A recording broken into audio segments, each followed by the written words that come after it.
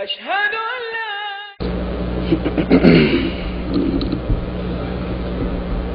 إن الحمد لله نحمده ونستعينه ونستغفره ونعوذ بالله من شرور أنفسنا ومن سيئات أعمالنا من يهده الله فلا مضل له ومن يضلل فلا هادي له أشهد أن لا إله إلا الله وحده لا شريك له وأشهد أن محمدا عبده ورسوله أما بعد فإن خير الحديث كتاب الله وخير الهدي هدي محمد صلى الله عليه وسلم وشر الأمور محدثاتها وكل محدثة بدعة وكل بدعة ضلالة وكل ضلالة في النار.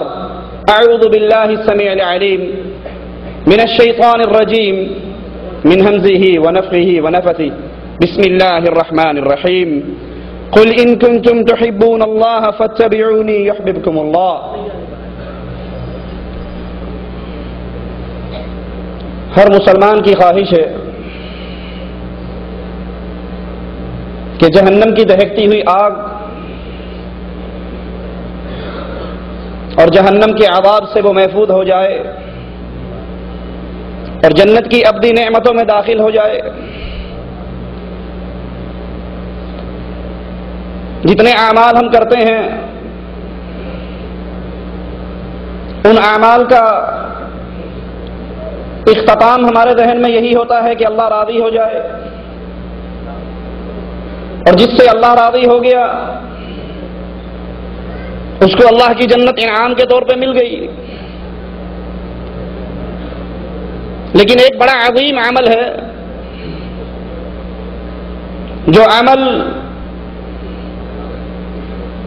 انسان کو اللہ کی جنت میں پہنچا دیتا ہے. رسول اللہ صلی اللہ علیہ وسلم کے پاس سائل آ کر سوال کرتا ہے، اللہ کے پیارے حبیب علیہ الصلاۃ والسلام، قیامت کب قائم ہوگی؟ آقا علیہ الصلاۃ والسلام پوچھتے ہیں تو نے اس قیامت کی تیاری کے لیے کیا کر رکھا ہے؟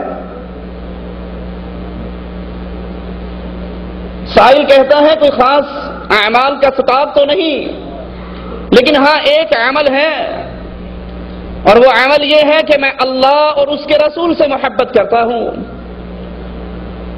امام کائنات جن کی زبان اقدس کبھی اپنی مرضی سے نہیں ہلا کرتی، وما ينطق عن الهوى ان هو الا وحی یوحى، وہ تو عرش والا بلاتا ہے تو مدینے والا بولتا ہے.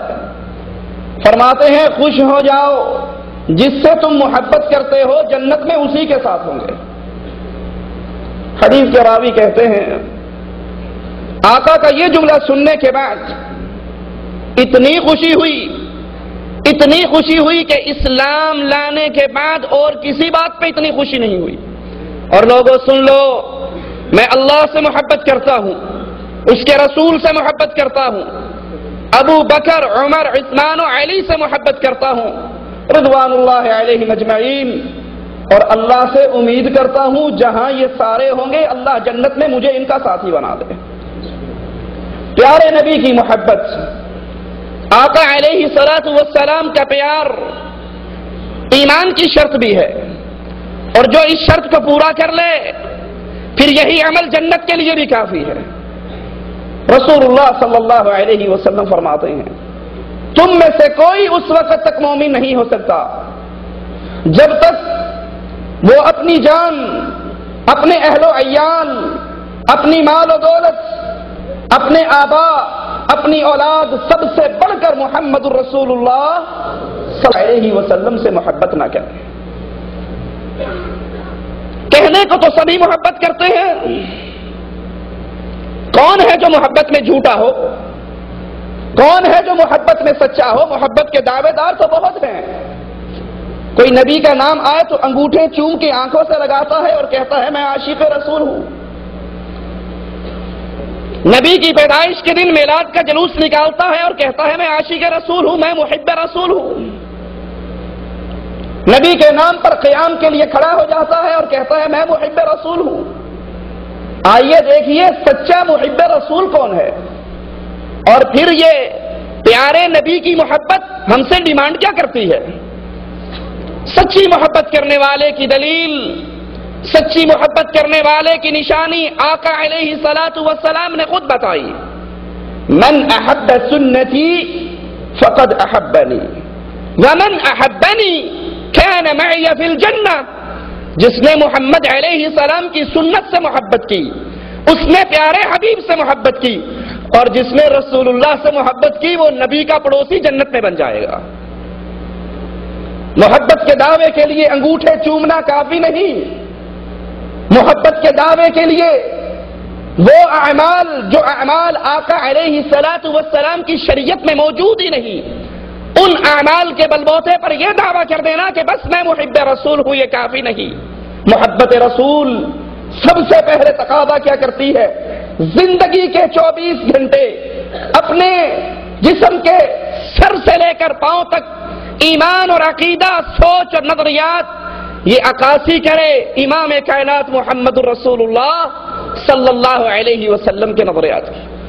اور پھر اگر کوئی ایسے محبت کرے، پھر آقا علیہ الصلوۃ والسلام کہ اس محب پر دوسری چیز لازم کیا قرار آتی ہے کہ ان باتوں کو مان لے جو باتیں محمد الرسول اللہ صلی اللہ علیہ وسلم نے بیان فرمائی، ان باتوں سے پیچھے ہٹ جائے جس سے آقا نے روک دیا، وَمَا آتَاكُمُ الرَّسُولُ فَخُذُوهُ، جو نبی دے تو بھاگ کے لے لو، اور جس سے نبی روک دے اس سے رک جاؤ۔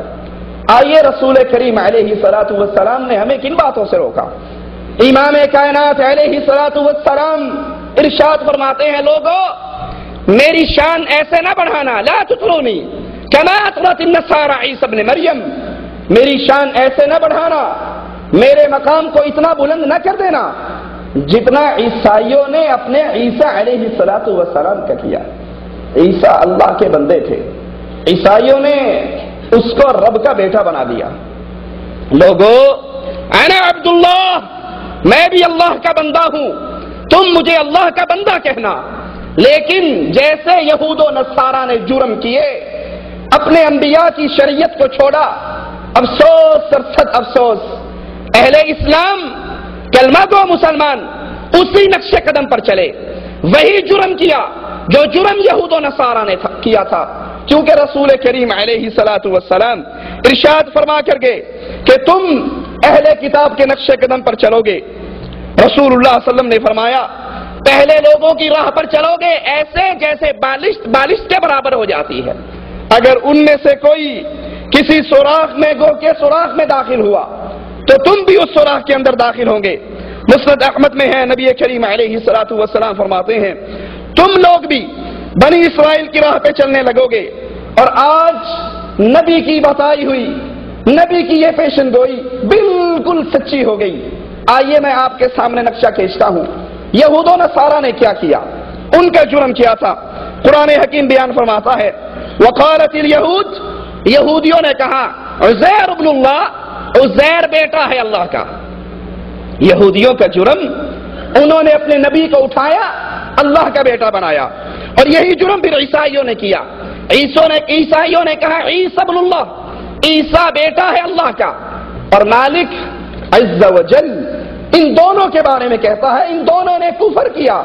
یہ بات ان کے منہوں کا کلام تو ہے، لیکن سنو سورۃ مریم ہے، تکاد السماوات یتفطرن منہ وتنشق الارض وتخر الجبال هدا ان دعوا للرحمن ولدا، آسمان پھٹ جائے، آسمان ٹکڑے ٹکڑے ہو جائے، زمین پھٹ جائے، پہاڑ سرک جائیں، ان ظالموں نے رب کا بیٹا بنا لیا، ان ظالموں نے اللہ کا بیٹا بنایا، اور اللہ کا بیٹا بنانا کفر ہے۔ جو